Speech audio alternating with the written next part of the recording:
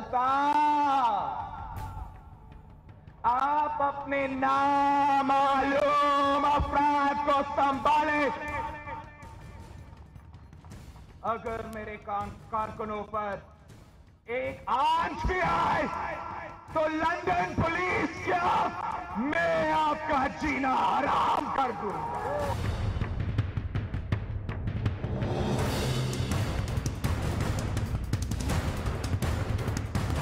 आप चले जाएं जो कहते हैं कि एम्पायर की कुर्सी हटने वाली है और उस उंगली पे सियासत चलेगी। चले जाएं आप एम्पायर वालों के पास, हमें कोई जरूरत नहीं है।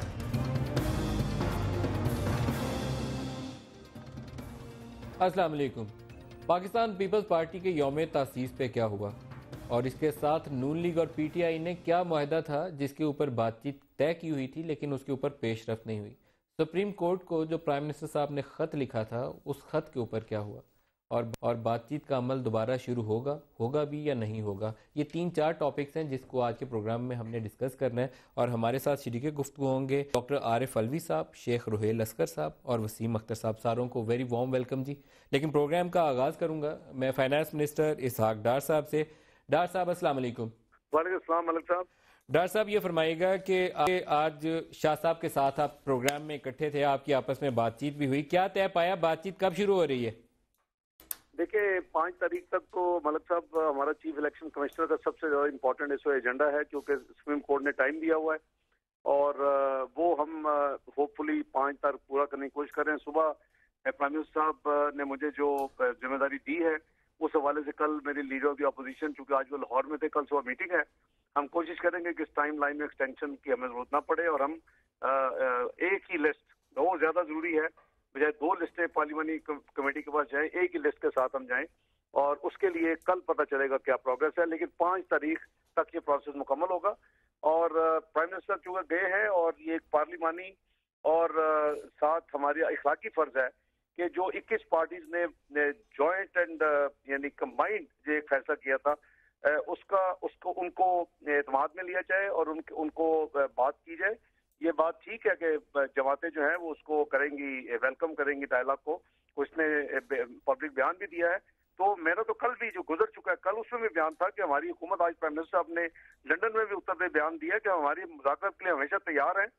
ये आइन और कानून के दायरे के अंदर रह के हमें आगे लेके जाना है। इसका 70% से ज्यादा इनका जो एजेंडा था वो फ्यूचरिस्टिक था। इसहाक साहब पहले आप बाकी सियासी जमातों से मुशावरत करेंगे फिर पीटीआई से बात करेंगे? नहीं, ये कोई लंबा प्रोसेस तो नहीं होगा ना, बात करने के आप शुरू करना ना, लेकिन उनको एतमाद में लेके बात करनी चाहिए क्योंकि अगर आपको याद हो तो 11 सितंबर तक, जहाँ तक मुझे याद है, या 12 सितंबर के करीब जो मीटिंग हुई थी, तो फिर उस रात कंटेनर से ये हुक्म हो गया था कि जी आज के बाद मुज़ाकरत नहीं करेंगे।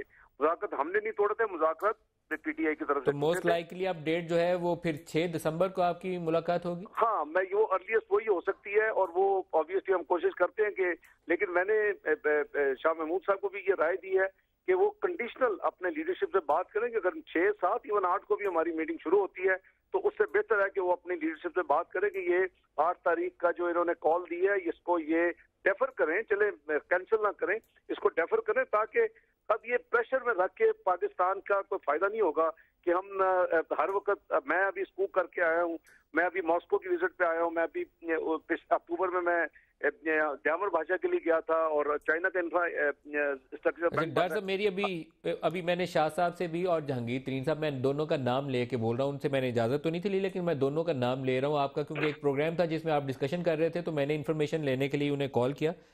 तो 2 चीजें थी, वो कहते थे कि 6 को इसहाक डार साहब हमें क्या ऑफर करते हैं उसके ऊपर मुनसर होगा कि 8 को हमने स्ट्राइक में क्या करना है। हाँ ठीक है, लेकिन जहाँ क्या आप में संजीदगी है कि ये जो एग्रीमेंट था, मेरे पास कॉपी है इसकी जो आपने तजावीज दी थी, मैं स्क्रीन पे आज दिखा रहा हूँ ये कॉपीज। संजीदगी है ही तो हम बात करने के लिए तैयार हैं। जैसे मैंने कहा ये रिकॉर्ड है, आप अपना रिकॉर्ड निकालें, फाइल सारी रिकॉर्ड, तो आपको पता चल जाएगा कि किन्होंने इसको इनकार किया। पहले उस माजी में जाने का फायदा नहीं है। डॉक्टर साहब जो चीजें पहले निगोशिएट की गई थी जिसमें आपने एक कमीशन बनाने का, सुप्रीम कोर्ट के 3 जजेस पर मुश्तमिल और स्पेशल इन्वेस्टिगेशन टीम बनाने का, मेरे हाथ में डॉक्यूमेंट है, मैं स्क्रीन पे डाल रहा हूँ। वो एज द डीम फिट के लफ्ज भी पड़े ना, मतलब साहब। हाँ वो लिखे हुए हैं, as the deem fit, as the deem fit. अब वो उस पे छोड़ देना जी, उस पे छोड़ दें। वो बच्चे नहीं है, वो जूनियर जजेस नहीं है, वो पाकिस्तान की हाईएस्ट जुडिशरी के जजेस होंगे 3, और उन पे छोड़ दें कि एक जो इनकी एलिगेशन है उसको वो TOR होगा, और उस पे उन्होंने यस और नो अपने आर्गुमेंट भी जाहिर देंगे। लेकिन सर इसमें जो पहली क्लॉज लिखी हुई है उसमें आपने लिखा हुआ है कि एक नया हम लॉ इसके लिए बनाएंगे जिसके तहत ये 3 रुकनी कमीशन बनेगा जिसको सिविल और क्रिमिनल प्रोसीजर दोनों के इख्तियारात हासिल होंगे। मेरी बात ये मेरे हाथ में है। हमारे पास सिंपलेस्ट जो 1956 इंक्वायरी कमीशन एक्ट है, ये अभी चैलेंज होगा, क्योंकि आपने देखा कि रिसेंटली सुप्रीम कोर्ट ने एक जजमेंट में, ये पिछले 4 हफ्ते पहले, लेकिन हमारी नेगोशिएशंस टूटने के बाद उन्होंने कहा कि हम किसी भी इलेक्शन मैटर के हवाले से हम इन्वॉल्व नहीं होंगे और ना हो सकते हैं आर्टिकल 225 के तहत। लेकिन इंक्वायरी कमीशन 1956 के तहत गवर्नमेंट उनको कह सकती है कि आप कमीशन बनाएं, और वो हमने, मैं समझा, प्रूडेंस का सबूत दिया था उस वक्त भी हमने कहा, लेकिन इनका ख्याल था कि वो नहीं होगा। तो हमारे पास अब वो बेस्ट लॉ मौजूद है। We don't have to coin एक नई चीज जिसमें कुछ पार्टीज को हर एक को मनाना पड़े, मिहनत करनी पड़े। इंक्वायरी, लेकिन डॉक्टर साहब उसकी रिकमेंडेशंस बाइंडिंग नहीं होती, वो रिकमेंडेटरी नेचर की होती है। हम देखें, हम ये पॉलिटिकल पीपल, मलक साहब, ये पब्लिक रिप्रेजेंटेटिव, बाइंडिंग हो जाती है जब एक मियां नवाज शरीफ साहब के लेवल पे ये कह दिया जाए, और हमारे सेकंड ईयर लीडरशिप कह चुकी है कि अगर वो उसका आंसर आता है कि जी हाँ massively systematically through constitution rig हुआ था PMLN को लाने के लिए, तो उसके बाद तो आपका इखलाकी जवाब ही नहीं रहता। वो हम पब्लिकली कमिटेड हैं। ओके, और ये भी कमिटेड है, ये भी पब्लिकली कमिटेड है। उसके लिए कानून नहीं बनेगा कि जी अगर उसका जवाब आया कि ये नहीं इस तरह का था, जो इनका एलिगेशन गलत है, तो ये फिर पैक करके हमारे साथ कोऑपरेट करेंगे और मुल्क को आगे लेके जाने के लिए मिलके ये काम करेंगे। इनका काम 70% जो वो ये मिस, इन्होंने 16 में से 2 मीटिंग्स की हैं, अलवी साहब उसके मेंबर हैं, और वो जो इलेक्टोरल रिफॉर्म है वो पाकिस्तान की असल खिदमत वो है। ये तो माजी की एक मतलब इनकी एक एप्रीहेंशन है, और वो एलिगेशन कह लें, वो उसका दूध का दूध पानी का पानी हो जाएगा। जो पार्टी हारेगी वो अपना सर झुका के उसको आगे चलना चाहिए और काम पाकिस्तान का काम। आज की फिर हम हेडलाइन ये लें कि 6 दिसंबर को मुमकिन है, अर्लीस्ट पॉसिबल डेट, जिसमें सागदार साहब और शाह महमूद कुरैशी साहब की मुलाकात हो सकती है। जी, मैं पूरी कोशिश करूंगा 5 CEC के बाद मीनवाइल प्राइम मिनिस्टर से रब्ता करूंगा, लेकिन अगर नहीं होगा तो ज्यादा से ज्यादा अगले 2-3 दिन में हो जाएगी, उसके बाद यही होगी ना जी। ठीक है जी, 6 को अर्लीस्ट पॉसिबल है, अदरवाइज 6, 7, 8। और आप कहते हैं कि 1956 के तहत वो जो लॉ है उसके तहत कमीशन ऑफ इंक्वायरी एक्ट के तहत आप कानून बनाना और सारा मसाइल आएंगे। आपकी असेंबली है, प्रोसेस लंबा होता है, असेंबली इस सेशन में है, ये खत्म होगी, सेनेट हो जाना है, ऑडियंस जारी नहीं हो सकता। ये हमारे पास एक कानून मौजूद है, और उन्होंने ऑलरेडी माइंड दे दिया कि हम 225 के तहत ये कानून ऐसा बनेगा उनकी इस जजमेंट के बाद, तो ये चैलेंज होगा फिर, तो हम उसको अवॉइड करें। हमारे पास लॉ मौजूद है, इंक्वायरी कमीशन एक्ट 1956 उसके तहत, और यही TOR होगा जो इनका है, तो दैट इज डूएबल। इससे इनके साथ बात करेंगे इंशाल्लाह। अगर मैं आपसे 1 मिनट और ले लूं, डॉक्टर आरिफ अलवी साहब कह रहे हैं कि उन्हें भी कुछ कहने दिया जाए। मैं नहीं कह रहा, मैं कुछ नहीं कह रहा, मैं सिर्फ एक बात कह रहा हूँ इसाकदार साहब, अगर प्रेसिडेंशियल ऑर्डिनेंस हो तो वो भी कुछ अरसे, इतने अरसे चल जाएगा जितने अरसे ये तहकीकात हो। इसके मुतालिक आपकी राय पहले जो थी। उसमें गुजारिश ये है, उसमें दो रिस्क हैं आरिफ अलवी साहब। एक तो ये है कि जब आपका नेशनल असेंबली या सेनेट होगा तो आप प्रेसिडेंशियल ऑर्डिनेंस आप नहीं कर सकते, ऑर्डिनेंस नहीं कर सकते। तो राइट नाउ असेंबली है, इसके बाद फौरन सेनेट है। नंबर 2, अगर आप करते हैं और कोई इसको चैलेंज कर देता है, और जो चैलेंज होगा, क्योंकि ये जो जजमेंट आई है कि 250 इलेक्शन मैटर्स हम नहीं सुनेंगे, अगर चैलेंज होगा तो फिर हम दोनों फंस जाएंगे। तो हम एक सेफ रूट क्यों नहीं इख्तियार करते कि जिसमें हमारे पास उनको एक इंक्वायरी कमीशन 3 जजों को हम रिक्वेस्ट जो की हुई है उसको हम रिट्रेट करें दोबारा, और उनको आपका एलिगेशन जो है वही उसका TOR है, और उसको हम छोड़ देंगे जी आप अपना काम करके यस और नो अपने वो रीजन तो देंगे ही, दे दें। यस होगा तो हम कमिटेड है कि जी हमारा इखलाकी जवाब नहीं रहता, और हम पब्लिकली प्राइम मिनिस्टर साहब और उनकी टीम कह चुकी है, आप कह चुके हैं कि अगर हमारी एलिगेशन साबित होगी नहीं है तो हम सर झुका के फिर वापस अपने काम पे लग देंगे और पाकिस्तान को आगे लेके चलें। पाकिस्तान ये नुकसान मुतहम्मल नहीं कर सकता। आप आरिफ साहब मुझसे बेहतर समझते हैं। और साहब लास्ट क्वेश्चन, उस कमीशन की जो रिपोर्ट होगी वो पार्लियामेंट में टेबल कर दी जाए, और अगर ये रिपोर्ट कहे कि इंतखाबात ठीक ठाक थे तो पाकिस्तान तहरीक इंसाफ अपना धरना लेकर यहाँ से अपने अपने घरों को चले जाएंगे, और अगर ये कहे कि इंतखाबात में बहुत गड़बड़ हुई थी तो फिर प्राइम मिनिस्टर साहब खुद असेंबली डिसॉल्व कर दें, यही आप कह रहे हैं? ऑब्वियसली ये बातें तो हो चुकी है ना पब्लिकली, दोनों इसके ऊपर इत्तेफाक राय है, इस पर कोई इख्तिलाफ नहीं है? कोई इख्तिलाफ नहीं है, कोई इख्तिलाफ नहीं। इसाक डार साहब, फाइनेंस मिनिस्टर, बहुत शुक्रिया आप हमारे साथ रहे।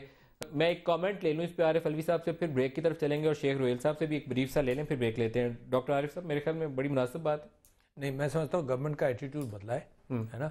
बस हमें माजी में हम नहीं जा रहे, मगर 11 सितंबर से हम पीसफुल धरने पर बैठे हुए हैं, तो हमें तकरीबन 2.5 महीने गुजर गए या ज़्यादा कि गवर्नमेंट के ऊपर ये ख्याल हुआ, और बिल्कुल पीसफुल है ना कि ये मुज़ाकरात करने चाहिए। यकीनन मुज़ाकरात के वक्त जो कॉल ऑफ हुए थे, तो हमने भी कॉल ऑफ नहीं किए थे इनको। जब हमने फाइनल चीज़ दी थी उन्होंने कहा था वापस आएंगे, और जिस रवायत से मैं वाकिफ़ हूँ वो ये कि इसहाक डार साहब ने वो जो हमारा डॉक्यूमेंट आखिरी हमारी रिक्वेस्ट थी तो वो लेकर गए, उसके बाद जवाब। लेकिन आज उन्होंने बड़ा पॉजिटिव अच्छा है, ये अच्छी बात है, मगर ये कि बारीकियों में ज़रा सी बात कर लेंगे बाद में। वैसे मैं बिस्मिल्लाहिर्रहमानिर्रहीम, मैं कल भी परसों तरसों भी कह चुका था, अलवी साहब बड़े माशाल्लाह, मेरा दिल करता है उठ के इनके मलगीर हूँ कि आज कम से कम मैं इनकी गुफ्तगू सुन रहा हूं। मैं वो टीवी पे चाहता हूँ लोग प्रोग्राम देखें जिसमें लड़ाई के अलावा बगल की दिखाया दिए, मुझे वैसे लगा के रखे सीने से, लगा के रखे सीने से, नहीं लगा के रखिए, ऑन एयर जाना चाहिए दोबारा नहीं अभी नहीं, दोबारा बगल की ऑन एयर नहीं गया, दोबारा बगल की फिक्र है कि अलवी साहब को कहीं जमात से खारिज न कर दिया, दोबारा एक दफा बगल की। इससे अच्छा पॉजिटिव जेस्चर ऑन एयर जा नहीं सकता। मलिक साहब, मैं हमेशा ये कहता हूँ, होता है, मैं भी शायद गलत अल्फाज अदा मेरे ख्याल में ये जेस्चर चाहिए था फॉर लास्ट 3 महीने 4 महीने से जो मिसिंग फैक्टर था ना हमारी पॉलिटिक्स में, मैं थोड़ा सा गुजारिश कर दूं, अलवी साहब पॉजिटिव आदमी है, मैंने इनको कभी नेगेटिव बातें करते नहीं सुना, लेकिन अगर आप उस कंटेनर के ऊपर या उस प्लेटफार्म के ऊपर आप जलसों में अगर तकरीरें सुने जो उधार लिए थे इन्होंने कुछ लोग, उनके अल्फाज सुने तो इंतहाई बेहुदा अल्फाज थे, जिससे पॉजिटिव सियासत नहीं हो सकती थी। हुकूमत ने कभी भी मुज़ाकरात से गुरेज नहीं किया। देखिए, अगर आपने पाकिस्तान की बात करनी है, पाकिस्तान को आगे लेके चलना है, या आवाम को आपने सुकून देना, तो फिर आपको ये मामला बात। अच्छा, मैं वसीम भाई से भी एक कमेंट ले लूं, फिर ब्रेक, मेरे प्रोड्यूसर साहब बेकरार हो रहे हैं। वसीम साहब, ये अभी डॉक्टर आरिफ अलवी साहब और शेख असगर साहब ने जफ्फी डाली आपस में, तो पीपल्स पार्टी वाला होता तो हम वसीम अख्तर से जफ्फी डुला देते। जफ्फी डाली आज, तो वेलकम करते हैं ये जफ्फी के नहीं करते? नदीम भाई, आवाज़ बहुत डिस्टर्ब है, मगर जो जितना मैं समझा हूँ वो जफ्फी मुझे समझ में आई है। ये तो अच्छा साइन है। इस वक्त मुल्क जो है वो इख्तलाफात का मुतहम्मिल भी नहीं हो सकता। अगर मिलजुल के इशूज़ रिज़ॉल्व कर लिए जाएं तो मैं समझता हूँ फिर जो खदशात मुख्तलिफ बड़ी जमातों को नज़र आ रहे हैं उनसे बचा जा सकता है। मैं इतना ही कहूँगा, क्योंकि आवाज़ मुझे आ नहीं रही है आप लोगों की। नहीं, आपने जवाब बिल्कुल सही दिया है, यही जफ्फी डाली है इन्होंने दोस्ती करने के लिए। और लास्ट टाइम जब मैं बड़ी प्यार मोहब्बत करवा रहा था शाह महमूद कुरैशी साहब और इसहाक डार साहब के माबैन, तो अभी प्रोग्राम मैं ख़त्म करके यहाँ अपने दरवाजे तक नहीं था गया, तो डॉक्टर ताहिरुल कादरी साहब ने PM हाउस की तरफ बढ़ने की कॉल दे दी थी, और सुबह मैंने वो देखा तो वो कह रहे थे मुबारक हो PTV स्टेशन पे आपका कब्जा है। उसके बाद लड़ाई शुरू हो गई थी। तो अल्लाह करे आज की रात अच्छे तरीके से गुजरे। लेकिन ब्रेक ले लेते हैं, और ब्रेक सुप्रीम कोर्ट को जो प्राइम मिनिस्टर का लेटर गया था उसके ऊपर सुप्रीम कोर्ट क्या कहती है, MQM और पीपल्स पार्टी के माबैन क्या चल रहा है, ये भी जफ्फी एक और चाहिए कराची के अंदर भी हमें, ताकि वहाँ पर मामला बेहतर तरीके से आगे बढ़ सकें। और इनका आपस में एग्रीमेंट की डिटेल्स क्या है नून लीग और PTI की, ये भी आपको दिखाएंगे, हमारे साथ रहिए।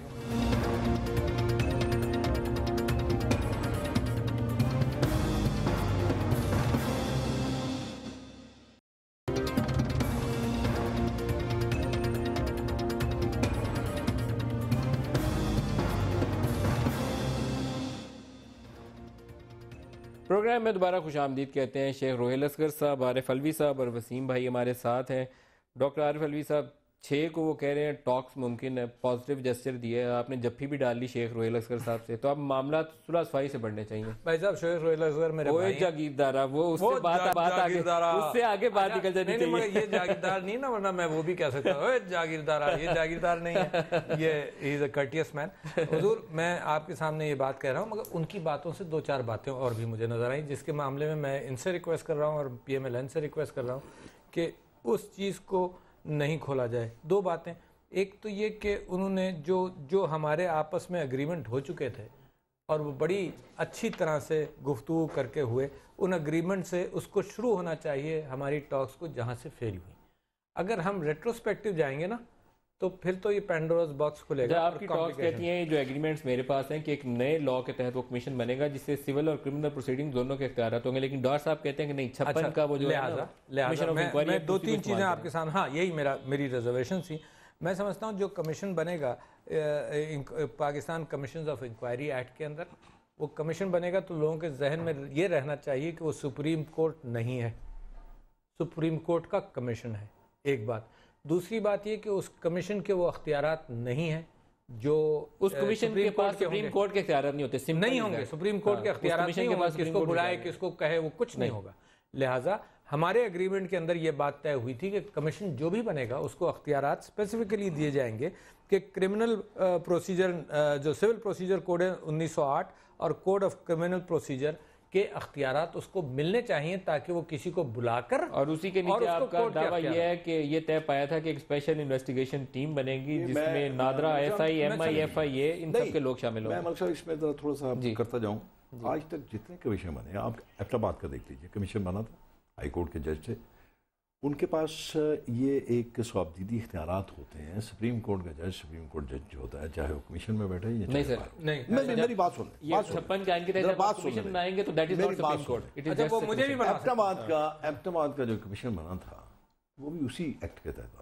सर वो कमीशन ही है ना, रिपोर्ट किधर है? अच्छा, ये वकीलों से पूछना, ये वकील है ना, सुने ना, ये उनका मामला ना, हमारा मामला तो अच्छा, मैं एक और न्यूज अपडेट कर दूं, ये भी एक न्यूज अपडेट है, फिर आगे प्रोग्राम चलाते हैं। ये जो 12 अगस्त को प्राइम मिनिस्टर ने स्पीच की थी, जब ये 14 अगस्त को लॉन्ग मार्च करने वाले थे, 13 अगस्त को प्राइम मिनिस्टर का खत लिखा गया था सुप्रीम कोर्ट को कि हमें 3 जजों के नाम दे दें तो 1956 का वो जो कमीशन ऑफ इंक्वायरी एक्ट है उसके तहत बनाएंगे।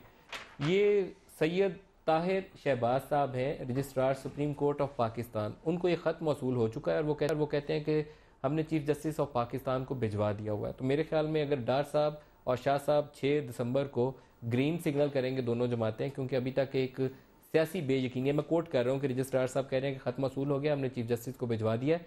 अगर ये दोनों जमातें, ये मैं कह रहा हूँ आगे, ये रजिस्ट्रार सुप्रीम कोर्ट नहीं कह रहे, ग्रीन सिग्नल करेंगे 6 दिसंबर को, तो फिर ये 3 जजों के नाम प्राइम मिनिस्टर तक पहुंच जाएंगे, क्योंकि ये हुकूमत एग्जीक्यूटिव, ये सुप्रीम कोर्ट नहीं बनाती है कमीशन। इसकी वजाहत जरूरी है कि ये हुकूमत बनाएगी कमीशन, और उसकी TORs के ऊपर इन 2 जमातों का एग्रीमेंट जरूरी है ताकि वो जजेस कंट्रोवर्शियल ना हो जाए।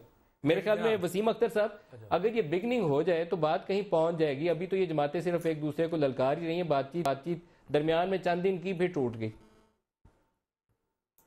नदीम भाई, शुक्रिया, आपने मौका दिया मुझे। मैं तो सिर्फ इतना कहूँगा, PTI को नहीं, PMLN और पीपल्स पार्टी के पूरी कोशिश करें, ये जो जप्फी डाली थी अभी, इसको डिलेइंग टैक्टिस से और डिले करने की कोशिश ना करें। इस जप्फी को जप्फी रहने दें, वरना जप्फा डालने वाला आदमी बहुत नज़दीक आ रहा है नज़र मुझे। तो खुदा का वास्ता है, अच्छा जितनी जल्द हो सकता है वो कर लें। ठीक, बस मैं इतना ही कहूँगा इस हवाले से। नहीं वसीम, ये मुझे क्यों सिर्फ अकेले को आप कह रहे हैं? ये साथ मेरे बैठे हुए, इनको भी समझा दें ये बात। नहीं, इनको नहीं, आप हुकूमत भी आएंगे, आप नहीं, ये नहीं आएंगे, आप हुकूमत वक्त हो, ये नहीं आएंगे, और जो इस्लाहात ये चाह रहे हैं आप कर नहीं रहे, फिर जो जप्फा वाला है वो करवाएगा। वो तो नहीं, इस्लाहात के लिए तो कमेटी बन गई, अब ये जाएं उसमें बैठ जाएं और अपने इनपुट दे दें। तो आज भी फिर डिले हो रहा है, हर चीज डिले नजर आ रही है। मेंबर है उसके, ये जो अभी जप्फी डाली है, जप्फी को सुबह डाल के इन्हें ले जाए। इस्लाहात कमेटी के मेंबर है ना, कमेटी के मेंबर है डॉक्टर, स्टेप बाय स्टेप ये बात चलेगी। मैं आपसे ये कह रहा हूँ कि एक तो जो नवाज शरीफ साहब ने खत लिखा था, ये लिखा उन्होंने 13 अगस्त। ये 14 अगस्त जो हमारा धरना शुरू होने वाला था और मार्च हो रही थी, उससे एक दिन पहले। अच्छा, मुझे यानी हमारी फीलिंग थी उस वक्त कि ये उस प्रेशर में क्या आ रहा है, मगर इस ख़त में बहुत सारी कानूनी कमज़ोरियाँ हैं, जिस वजह से जब हमने नेगोशिएशन किया था तो इस नतीजे पर हम दोनों पहुँचे थे कि जो कमीशन बनना चाहिए, इसहाक डार साहब ने बड़ा अच्छे अल्फाज इस्तेमाल किए कि दूध का दूध और पानी का पानी हो जाए। सब इत्तेफाक करते हैं, कोई इसमें इनकार तो नहीं है किसी को, मगर अगर दूध का दूध और पानी का पानी बंद करने के लिए ये कहा जाए कि इसको अवन में रख दो दूध को, या इसको उबालो, तो दूध का दूध और पानी का पानी तो नहीं आएगा, बनेगा। लिहाजा बल्कि वो फट जाएगा, लिहाजा पानी निकल जाएगा, लिहाजा उसका तरीक़ाकार जो इसमें लिखा है ना, ये TOR ही हमें एक्सेप्टेबल नहीं है। अच्छा, लिहाजा इसमें एहतियात करनी, ये डिस्कस हो चुका है, ये इसमें TOR ही एक्सेप्टेबल नहीं है। नहीं, TOR तो आप लोग तय करेंगे ना, मगर इसमें आ गया ना TOR, जजेस के नाम मांगे हैं। नहीं, आप पढ़े, वेदर द एलिगेशंस लेवल, ये TOR आ गया, by chairman Pakistan Tehreek Insaf that the general elections were manipulated or influenced by anyone for the benefit of a political party. यानी प्रूव ये करना है कि whether the elections were manipulated for the benefit of a political party, बस, है ना? आगे बढ़े ना, आगे बढ़े। और individuals have any basis in fact or law and if so to fix the responsibility. अच्छा, मैं ये कह रहा हूं इसको ब्रॉड बेस कर लें। जब आप बैठेंगे डार साहब के साथ तो ब्रॉड इरेगुलरिटीज हुई हैं, ब्रॉड बेस कर लें और उससे इलेक्शन के नताइज पर क्या फर्क पड़ा, बस, एज सिंपल एज दैट। अच्छा, और आप भी इत्तेफाक करेंगे, एज सिंपल एज दैट। क्या हमने कहा कि अगर इरेगुलरिटीज हुई हैं और मैसिव हुई हैं कि इलेक्शन रिजल्ट्स पर फर्क पड़ा है, तो लिहाजा ये इलेक्शन फिर ढकोसला होगा। और ये ओपिनियन सुप्रीम कोर्ट नहीं, ये कमीशन अपना ओपिनियन देगा सुप्रीम कोर्ट को, और सुप्रीम कोर्ट इसके ऊपर वर्डिक्ट देगी। मैं आपको ये बता दूं, वसीम साहब के लफ्जों में आप सारी जमातों से यही कहूंगा कि वो जो बात मैं एक और बात कहूंगा नदीम भाई, कर रहे हैं कि आपस में जो जफ्फी डाली है इस बात को आगे ले जाएं, मगर इसको और लड़ाई मत डालें, बड़ी लड़ाई होगी। एक बात मैं कह रहा हूं कि जहां तक नेगोशिएशन मुकम्मल हो गई थी, अगर वो पिटारा खोलना है तो वसीम भाई आप बोले। देखिए, जहां तक पीटीआई का ताल्लुक है, पीटीआई की स्टेज से, कंटेनर से इमरान खान साहब बहुत दफा कह चुके हैं कि अब इस्तीफा नहीं चाहिए, मुझे और टाइम चाहिए पब्लिक का ब्रेन वॉश करने के लिए। तो रोहेल भाई, इनको तो और टाइम चाहिए।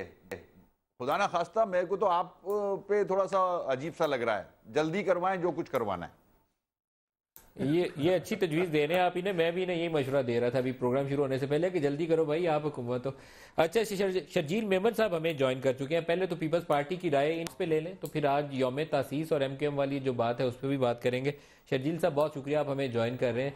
डार साहब कहते हैं कि 6 दिसंबर से बातचीत शुरू हो सकती है, और उन्होंने कंडीशन आयद की कि आप 8 दिसंबर को जो पहिया जाम करने वाले हैं उसे रोक दें।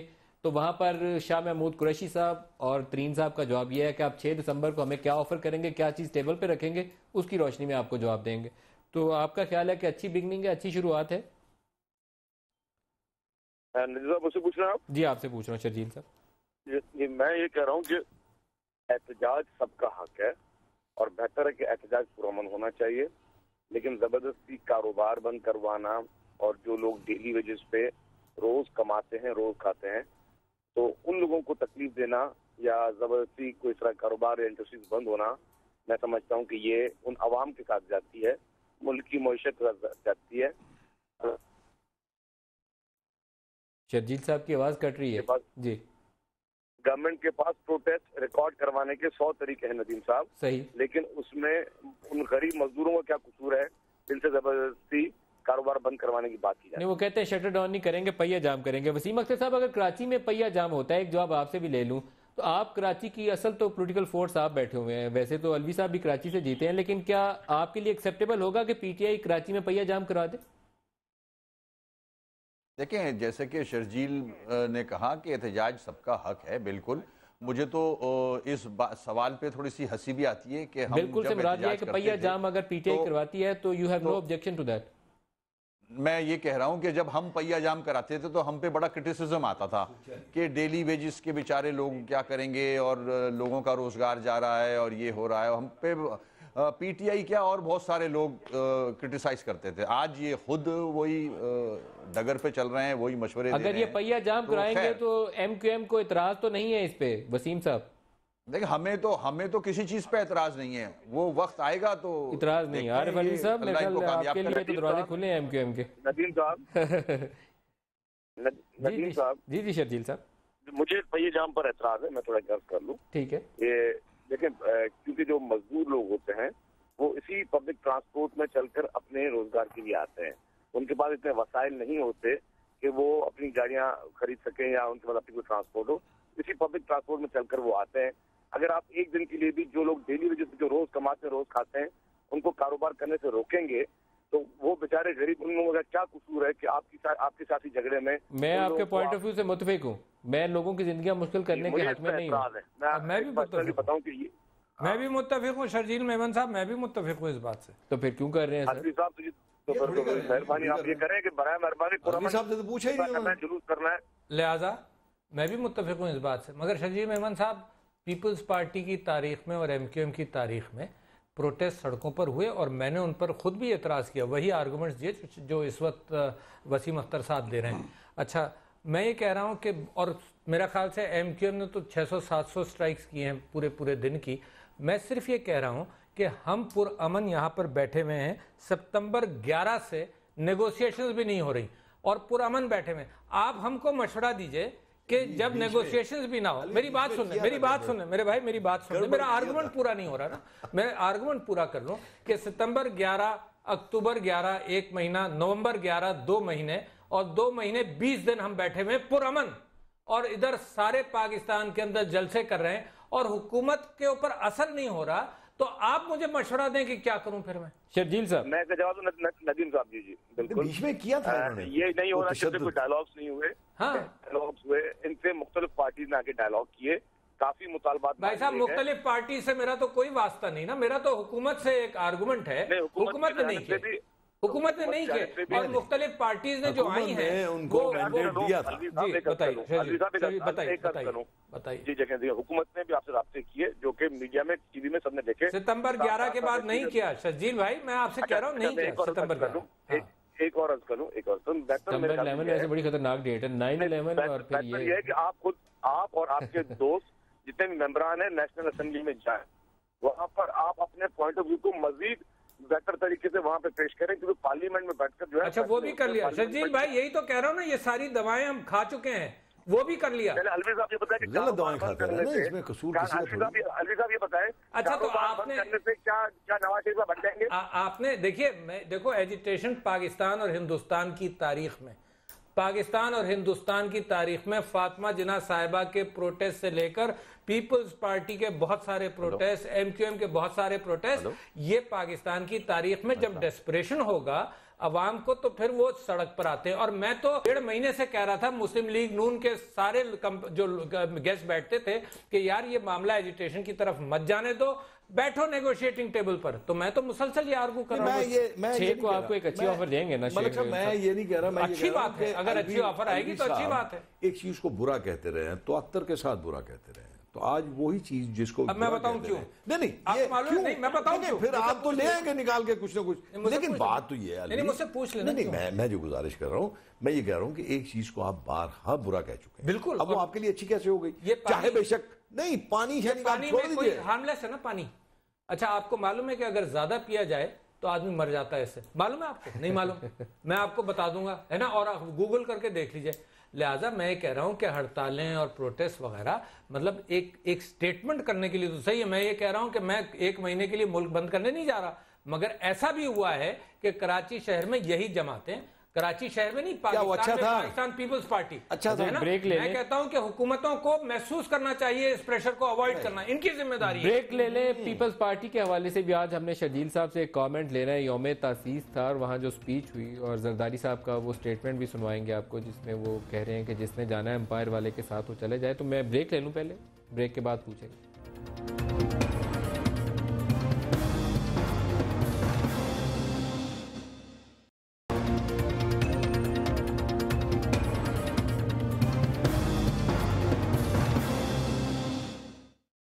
बिलावल भुट्टो जरदारी क्यों नहीं आए? बिलावल भुट्टो जरदारी को आवाम के अंदर माइक दे दे माइक, बोले क्या कहना चाहते हैं। एक बंदा अगर उसके बाद आप ना बैठे तो फिर जा रहे।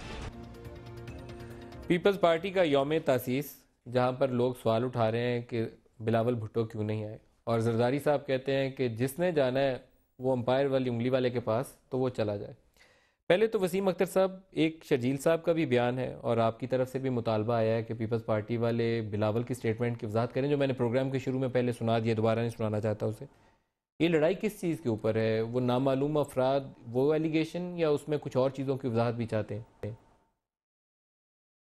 नदीम भाई ऐसा नहीं है, ये कोई बहुत छोटी बात नहीं है। अब देखें, जब ये वाक़या पेश आया, 6 अक्टूबर का ये वाक़या है, बकरा ईद, उस दिन बिलावल साहब ने ये तकरीर फरमाई और उसमें अल्ताफ़ भाई को मूरद इल्ज़ाम ठहराया कि मेरे अगर कारकुनान को आँच भी आई तो मैं जीना हराम कर दूंगा। तो ये उस वक्त तो अल्ताफ़ भाई तो रहमदिल आदमी हैं, बड़े दिल के आदमी है, बहुत रहमदिल हैं, वो उन्होंने तो माफ़ कर दिया। मगर हमारी जो आइनी और लीगल टीम है उसने इस चीज़ को दरगुजर नहीं किया, उस पर ये सोचती रही, काम करती रही। अब अगर बैकग्राउंड देखें तो अल्ताफ़ भाई को इंग्लैंड में भी थ्रेट्स हैं, ठीक है, और फिर यहाँ से कराची से भी अमन कमेटी के गुंडे, बदमाश, दहशतगर्द और टारगेट किलर्स यहाँ से भाग के इंग्लैंड में गए हैं पन्हा लेके। हमारी अपनी एक ये वर्किंग है जिसमें हमारी इंफॉर्मेशन है हमारे पास। अब हमें ये समझ में नहीं आ रहा कि क्या वजह बनी इन अल्फाज को अदा करने की, जबकि अल्ताफ भाई प्रपोज कर रहे हैं आसिफ साहब को, और अल्ताफ भाई ने पूरे 5 साल सपोर्ट किया आसिफ साहब को। जब नून लीग आसिफ साहब को बहुत मुगल्लज़ात तक चैनल्स पे आके कह रही थी और बड़ी अजीब अजीब बातें उनके लिए करती थी, उनके ऑफिस के लिए, उनकी कुर्सी के लिए, अल्ताफ भाई के कहने पे लाखों का मजमा किया गया और उनकी सपोर्ट के लिए किया गया। उसके बावजूद इस किस्म का स्टेटमेंट, तो हमने जो अपनी वर्किंग की उसमें हमने ये देखा कि आया ऐसा कोई एमक्यूएम से कोई गलत इकदाम तो नहीं हो गया, या कोई गलती तो नहीं किसी लड़के ने कर ली कि उसके आसपास उन दिनों के आसपास कोई ऐसा वाकया हुआ हो। हमने उसकी भी जांच पड़ताल की, कोई वाकया ऐसा नहीं है। तो आपका मुतालबा यह है कि हमारे पीपल्स समझ में पार्टी नहीं वजाहत आता। करे। देखें हमारा मुतालबा यह है कि हमें बताया जाए ये वजह क्या बनी है, इतने बड़े लफ्ज, इतने बड़े अल्फाज। हालांकि मैं तो अपनी नजर में भी उनको, बच्चों को खेलने से फुर्सत नहीं होती, मगर इस इतना बड़ा जहन, तो इसके मतलब भाई पीछे कोई बैकग्राउंड में है, कोई जहन है, वो दे रहा है। मेमन साहब से पूछते हैं, तो वो जब जहन दे रहा है तो उसका रिजल्ट आना चाहिए। देखिए हम चाह रहे हैं रिजल्ट आए। ये अगर उनके जहन में ऐसी चीज है, कोई ऐसा वाकया हुआ है तो बताया जाए ताकि हम उसको और प्रोब करें। शर्जील मेमन साहब।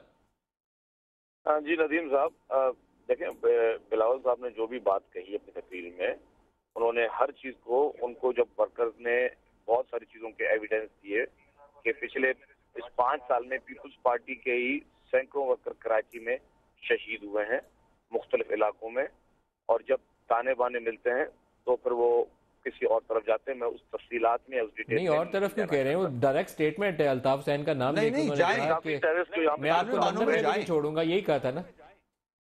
नहीं मैं अर्ज कर रहा हूँ, मेरी बात सुने, मैंने बड़ी पीसफुली सबकी बात सुनी कि जब लोग गिरफ्तार हुए तो गिरफ्तारी में काफी इस तरह के लोग टारगेट किलर गिरफ्तार हुए जिनसे ऐसे वाकयात हुए हैं जिनमें उनका ताल्लुक एमकेएम से था। शर्जील भाई देखिए जी, मैं समझता हूँ जिस चीज की इंक्वायरी चल रही हो, कोर्ट में कैसे चल रही है, उन पर मैं तबसरा नहीं करूंगा, लेकिन मैं अपनी पूरी बात बिलावल ने तो नाम लिया ना।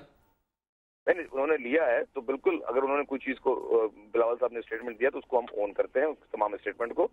जहाँ तक इस अरसे के बाद एक चीज बात हुई, स्टेटमेंट आई, स्टेटमेंट खत्म हो गई, फिर इस चीज को जो दोबारा उठाया गया है और ये कहा गया कि हम कोर्ट में जाएंगे, तो हमने कहा बिस्मिल्लाह, जिसको कोर्ट में जाना है कोर्ट में जाए। पीपुल्स पार्टी मजीद कोई वजाहत, जो 15 दिन का टाइम हमें अल्टीमेटम दिया गया है, हम कोई वजाहत नहीं करेंगे। अगर कोर्ट में पीपल्स पार्टी मजीद कोई वजाहत नहीं करेगी, लेकिन आज आपने ये भी कहा कि आप लंदन कोर्ट में जाएंगे, आपके पास एविडेंस है लंदन कोर्ट में? अगर हमारे लीडर के खिलाफ कोई यहाँ पे कोर्ट में जाएगा तो हम, जो हमारे पास सबूत होंगे वो लेके हम लंदन की कोर्ट में चले जाएंगे। इशू ये नहीं है, इशू ये है कि इस तरह के टाइम थोड़े, मैं वसीम भाई से फिर दोबारा जवाब ले लूं। अच्छा रोहेल असगर साहब भी कुछ कहना चाह रहे हैं। जी शर्जील भाई बोलिए अपनी बात में कंप्लीट करने दें। जहां तक बात है, देखें कि इस तरह के बयान अल्ताफ हुसैन साहब की तरफ से भी बहुत सारे आए, 3 तलवारों के हिसाब से भी आए जो पीटीआई ने जिस पर एहतजाज किया। उसके बाद इस तरह के बेशतर स्टेटमेंट, अगर इस स्टेटमेंट पे कोर्ट पे जाना है तो अल्ताफ हुसैन साहब की तमाम तकारीर को उठा के फिर उस पर एक दो टीवी पे बहस हो जाए कि क्या फौज के खिलाफ स्टेटमेंट्स नहीं आए, क्या फौज के अफसरान के नाम ले लेकर ऐसे करें ना, कल आप भी स्टेटमेंट ले आए तो मैं वसीम भाई से भी कहता हूँ वो भी स्टेटमेंट्स ले आए तो यहाँ चला दें। मतलब ये मुनासिब बात नहीं है ना, जो चीजें तकारीर में हो जाती हैं उनको बेहतर ये होता है कि उन चीजों को फिर लीडरशिप जो है उनको चीजों को इग्नोर भी करती है, लेकिन अगर किसी चीज को बेस बनाकर और ये वसीम भाई क्या इरादा है, कल कर ले इस पे प्रोग्राम, दोनों अपने अपने बयान लिए हैं, देख लेते अपना। नदीम भाई हम लीगल हवाले से मूव कर रहे हैं, हमारे लॉयर्स इसमें इन्वॉल्व हैं, हमने 15 दिन की बात की है, ठीक है, हमें जवाब चाहिए, वो जवाब मामूली नहीं है, हम चाहते हैं कि जो इल्जाम लगाया है उसका जवाब दिया जाए। देखिए मैं और आगे वसीम एक मिनट यार, तो हम बेहतरी करेंगे। अब इसमें ये है कि मैं मिसाल, अगर ऐसे इल्जाम लगा देना वो समझ में नहीं आता। इंतहाई हम ये कह रहे हैं आपने हमें 15 दिन का टाइम दिया, हम आपसे 15 दिन का टाइम नहीं ले रहे, हमारी तरफ से समझे कि हम कोई वजाहत नहीं करेंगे। खुदा करे कोर्ट का सहारा लेके हमें जब कोर्ट का सहारा लेना होगा वहां पे हम कोर्ट का सहारा लेंगे। माजी को भूलना चाहिए, यही मैं इन दोनों हजरात को, दोनों जमातों को कहूंगा कि माजी में कुछ हुआ। अली साहब वन लाइनर क्लोजिंग रिमार्क्स। जी मैं समझता हूं, मैं जो बात पर इंसिस्ट कर रहा हूं अभी भी खतरनाक है। देखिए मैंने आपसे ये कहा कि जो बातें हमारी पहले तय हो चुकी हैं उनको खोलेंगे तो टाइम लगेगा, एक बात। दूसरी बात ये कि मैं इनका मशहूर हूं कि उन्होंने आप लोगों ने शादी और आपके कहने पर हमने जफ्ती डाली। मगर ये जहन में रहे जल्दी से खत्म करो, मैं शादी करूं। हल करके इस मसले को हल करके एक हकीकी जप्फी की तरफ जाएं। मेरे दोस्त हैं, हर मसला जप्फी डालेंगे, मगर सियासी एतबार से जब ये मामला हल होगा तो पाकिस्तान के दोनों एक्सट्रीम एलिमेंट्स, ये दोनों डॉक्टर आरिफ अलवी साहब, शेख रोहेल असगर साहब, वसीम अख्तर साहब और शर्जील मेमन साहब, मैं सबका शुक्रिया अदा करूंगा। लेकिन शर्जील साहब और वसीम भाई दोनों से दरखास्त करूंगा कि अगर आप चाहें तो वो स्टेटमेंट्स आप भी मुझे दीजिए और आप भी दीजिए। कल यहाँ बैठेंगे, एक जप्फी मैं आपकी डलवाऊंगा, एक जप्फी आपकी डलवाऊंगा, ये जप्फी जो इनकी डलवाई कल आपकी डलवाऊंगा। आज के प्रोग्राम से इतना ही, इजाजत दीजिए, खुदा हाफिज़।